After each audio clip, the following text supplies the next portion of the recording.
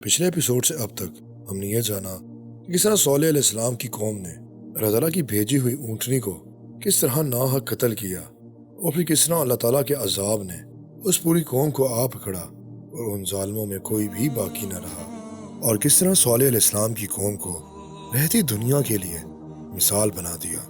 اب مزید نسلیں آتی چلی گئیں اور ابلیس اپنا کام کرتا چلا گیا اور لوگوں میں شرک اور بت پرستی پھیلاتا چلا گیا، اور پھر طے بر طے اللہ تعالیٰ اپنے مزید پیغمبر بھیجتا چلا گیا۔ اور اب ہم جس پیغمبر کی بات کرنے والے ہیں وہ ہیں جن کو اللہ تعالیٰ نے اپنا دوست کہا اور ان کا نام قیامت تک کے لوگوں کے لیے یادگار بنا دیا، ابراہیم علیہ السلام۔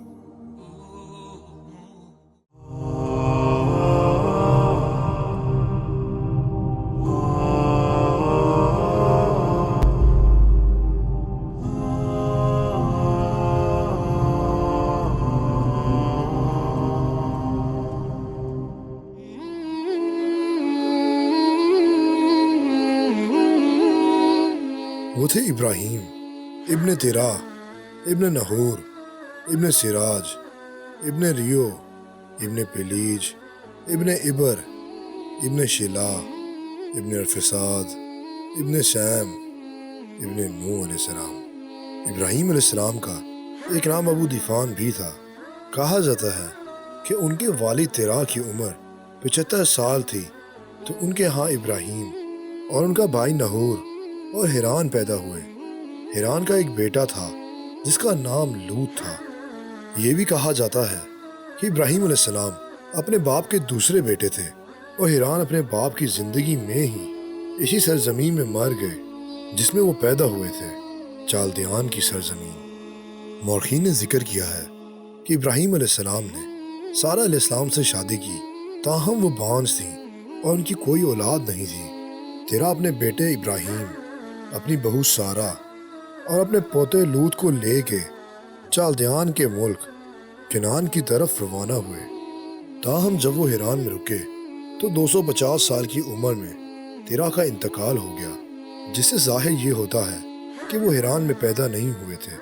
ان کی جائے پیدائش چالدیان تھی، بیبلون کی سرزمین۔ پھر وہ بیت المقدس کی سرزمین کنعان کی طرف روانہ ہوئے۔ وہ کچھ عرصے تک حیران میں رہے، جو کہ اس وقت قادسیوں کی سرزمین تھی، اور پھر جزیرہ نما عرب اور شام کی سرزمین میں رہنے لگے۔ شام میں لوگ 7 ستاروں کی پوجا کیا کرتے تھے، اور دمشق میں رہنے والے اس مذہب کے پیروکار تھے۔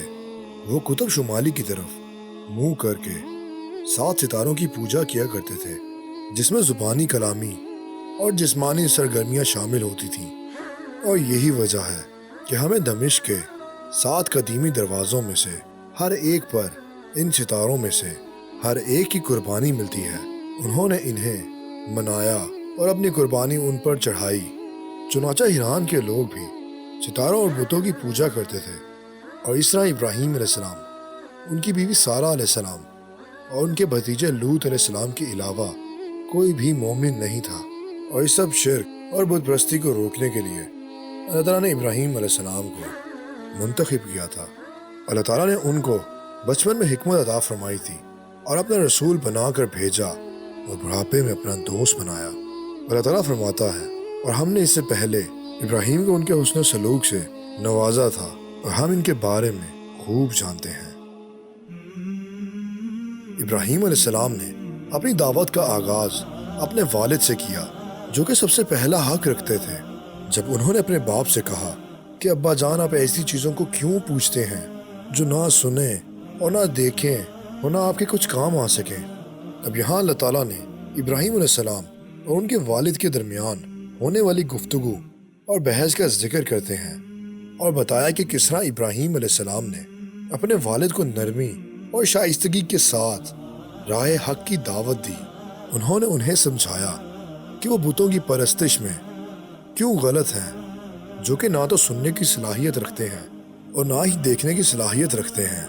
پھر وہ کس طرح کسی کی ضرورت پوری کر سکتے ہیں، اور کس طرح مشکل آنے پر یہ بت ان کی مدد کر سکتے ہیں۔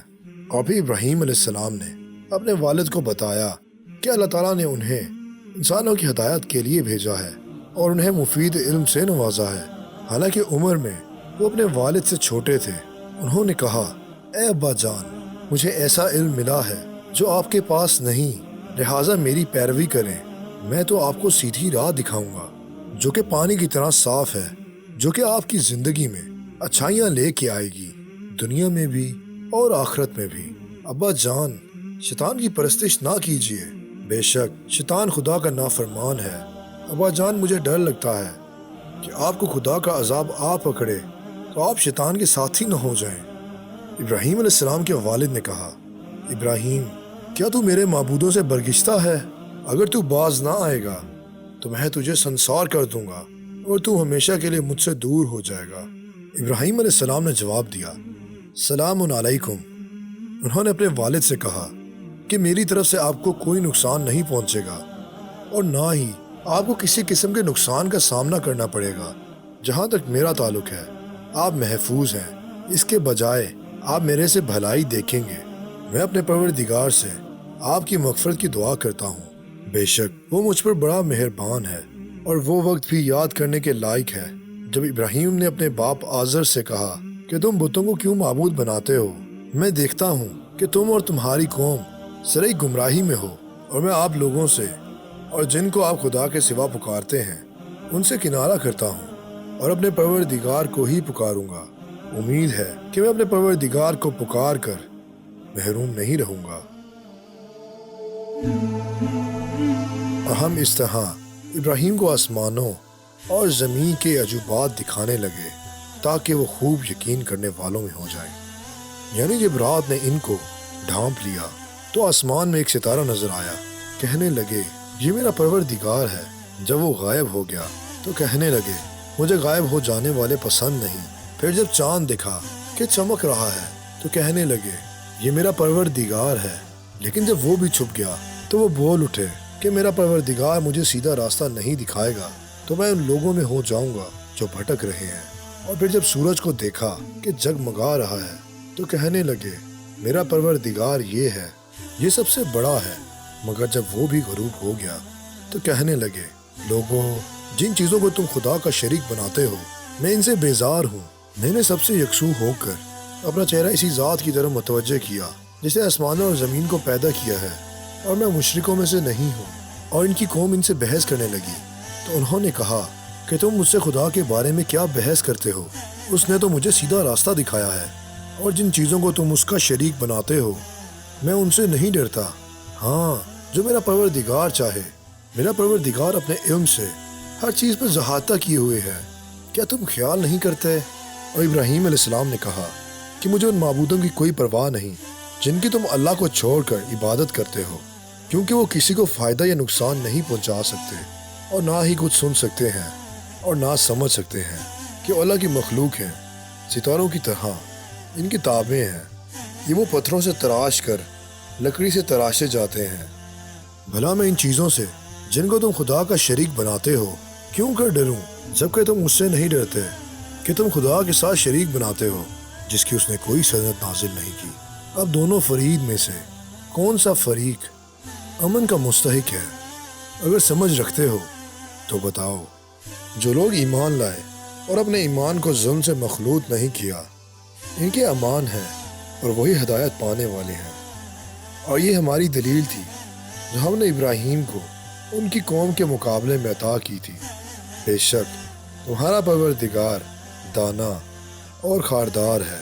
بابل کے لوگ بتوں کی پوجا کرتے تھے، اور یہ وہ لوگ ہیں جن سے ابراہیم علیہ السلام نے ان کی عبادت کے معمولوں کے بارے میں بحث کی۔ ابراہیم علیہ السلام نے اپنی قوم کے بتوں کی پرستش کے رواج کو ترک کر دیا اور یہ کہہ کر اس کی تذلیل کی کہ یہ کیا مورتیاں ہیں جن کی پرستش پر تم قائم ہو۔ وہ کہنے لگے کہ ہم نے اپنے باپ دادا کو ان کی پرستش کرتے ہوئے دیکھا ہے۔ ان کا ثبوت ان کے بتوں کی پرستش میں اپنے باؤ اجداد کی معمولوں کی اندھی پیروی کے سوا کچھ نہ تھا۔ ابراہیم علیہ السلام نے کہا کہ تم بھی گمراہ ہو اور تمہارے باپ دادا بھی سری گمراہی میں پڑھے رہے۔ جب انہوں نے اپنے باپ دادا سے اور اپنی قوم سے کہا کہ تم کن چیزوں کو پوچھتے ہو، کیوں جھوٹ بنا کر خدا کے سوا اور معبودوں کے طالب ہو؟ بھلا پروردگار عالم کے بارے میں تمہارا کیا خیال ہے؟ اس کا یہ مطلب ہے کہ تمہارا کیا خیال ہے کہ جب تم بتوں کی پوجا کے بعد آخر کار اس سے ملو گے تو اللہ تمہارے ساتھ کیا کرے گا؟ ابراہیم علیہ السلام نے کہا کہ جب تم ان کو پکارتے ہو تو کیا وہ تمہاری آواز کو سنتے ہیں؟ یہ تمہیں کچھ فائدہ دے سکتے یا نقصان پہنچا سکتے ہیں؟ انہوں نے کہا نہیں، بلکہ ہم نے اپنے باپ دادا کو اس طرح کرتے دیکھا ہے۔ ابراہیم علیہ السلام کی قوم نے اس حقیقت کو قبول کیا کہ ان کے بت کسی پکارنے والے کو نہیں سنتے اور نہ کسی کو فائدہ پہنچاتے ہیں اور نہ نقصان پہنچاتے ہیں۔ ان کے ان بتوں کی پرستش کرنے کی وجہ صرف یہ تھی کہ انہوں نے اپنے آباء و اجداد کو ان کی پوجا کرتے ہوئے دیکھا۔ تو ابراہیم علیہ السلام نے ان سے کہا، کیا تم نے دیکھا جن کو تم پوجتے رہے ہو، تم بھی اور تمہارے اگلے باپ دادا بھی، وہ میرے دشمن ہیں، مگر خدائے رب العالمین میرا دوست ہے۔ یہ ان بت پرستوں کے جھوٹ کے خلاف ایک فیصلہ کن ثبوت ہے، کیونکہ اگر وہ سچے معبود ہوتے تو ابراہیم علیہ السلام کو نقصان پہنچا سکتے تھے جب وہ ان سے انکار کرتے تھے۔ وہ بولے، کیا تم ہمارے پاس واقعی حق لائے ہو؟ ہم سے کھیل کی باتیں کرتے ہو؟ انہوں نے ابراہیم علیہ السلام سے پوچھا کہ وہ ان کو کس چیز کی طرف بلا رہے ہیں، یا ان کی عبادت کی تردید کر رہے ہیں، یا ان کی باپ دادا کو بدنام کر رہے ہیں؟ کیا یہ سب سنجیدہ تھا یا کہ وہ ان کے ساتھ مذاق کے طور پر کر رہے تھے؟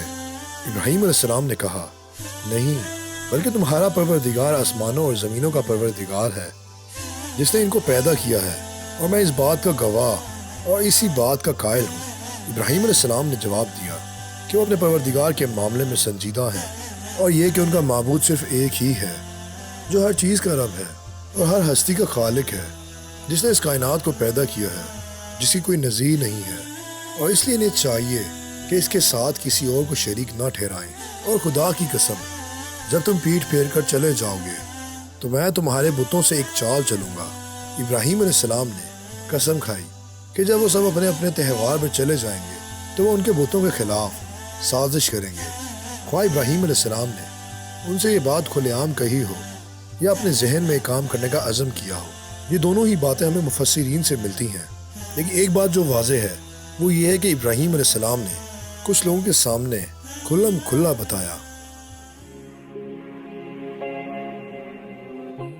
ان کا ایک تہوار تھا جسے وہ ہر سال شہر سے باہر جا کے مناتے تھے۔ ابراہیم علیہ السلام کے والد نے ان سے اس میں شرکت کے لیے کہا، لیکن انہوں نے کہا کہ وہ بیمار ہیں، طبیعت زیادہ ٹھیک نہیں ہے۔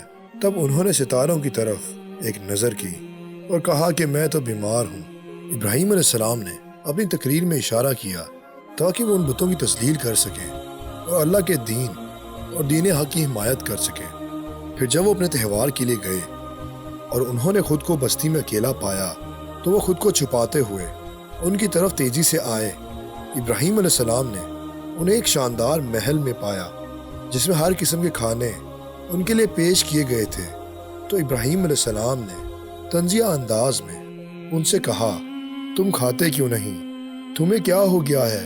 تم بولتے نہیں۔ پھر ان کو دائنے ہاتھ سے مارنا اور توڑنا شروع کیا۔ ابراہیم علیہ السلام نے ان کو کلہاڑے سے مارا اور پھر ان کو توڑ کر ریزہ ریزہ کر دیا، مگر ایک بڑے بت کو نہ توڑا تاکہ وہ اس کی طرف رجوع کریں۔ کہا جاتا ہے کہ ابراہیم علیہ السلام نے ان کے سب سے بڑے بت کے ہاتھ میں کلہاڑا لٹکا دیا تاکہ اسے نیچا دکھا سکے، اور جب وہ لوگ تہوار سے واپس آئے تو انہیں معلوم ہوا کہ ان کے بتوں پر کیا گزری تھی۔ کہنے لگے کہ ہمارے معبودوں کے ساتھ یہ معاملہ کس نے کیا؟ وہ تو کوئی ظالم ہے۔ اس میں ایک واضح ثبوت تھا، اگر وہ سمجھنے کا دماغ رکھتے کہ اگر وہ سچے معبود ہوتے تو اپنے آپ کو اس ذلت اور رسوائی کا سامنا نہ کرتے، اور جو ان کو نقصان پہنچانا چاہتا اس سے وہ ضرور اپنا دفاع کرتے، لیکن اپنی جہالت پر وہ اڑے رہنے کی وجہ سے کہنے لگے، ہمارے معبود کے ساتھ یہ کس نے کیا ہے؟ لوگوں نے کہا کہ ہم نے ایک جوان کو ان کا ذکر کرتے ہوئے سنا ہے، اس کو ابراہیم کہتے ہیں، اس نے ان کے بارے میں طنز اور تحقیر میں بات کی، وہی ہے جس نے یہ کیا اور ان کو ٹکڑے ٹکڑے کر دیا۔ اور یہ وہی لوگ تھے جن کو ابراہیم علیہ السلام کھلم کھلا دھمکی دے کر گئے تھے۔ اور خدا کی قسم، جب تم پیٹ پھیر کر چلے جاؤ گے تو میں تمہارے بتوں سے ایک چال چلوں گا۔ وہ بولے، اسے لوگوں کے سامنے لاؤ تاکہ گواہ رہیں۔ انہوں نے کہا، اسے ہماری مجلس میں تمام لوگوں کے سامنے لاؤ تاکہ وہ سب سن سکیں اور شاہد ہوں کہ ابراہیم کیا کہتے ہیں، اور یہ بھی دیکھیں کہ ہم ان کو کیا سزا دیتے ہیں۔ در حقیقت یہ ابراہیم علیہ السلام کا بنیادی مقصد تھا کہ تمام لوگ ایک جگہ جمع ہو جائیں، اور اس طرح وہ ان کے جھوٹے عمل کی تردید کرتے ہوئے اپنے فرض اور مشن کو پورا کریں۔ جب وہ جمع ہوئے اور ابراہیم علیہ السلام کو لایا گیا تو انہوں نے ان سے پوچھا، ابراہیم بھلا یہ کام ہمارے معبودوں کے ساتھ تم نے کیا ہے؟ ابراہیم علیہ السلام نے کہا، نہیں، بلکہ یہ ان کے ساتھ بڑے بت نے کیا ہے۔ اگر یہ بولتے ہیں ان سے پوچھ لو۔ انہوں نے اپنے دل غور کیے تو آپس میں کہنے لگے، بے شک تم ہی بے انصاف ہو۔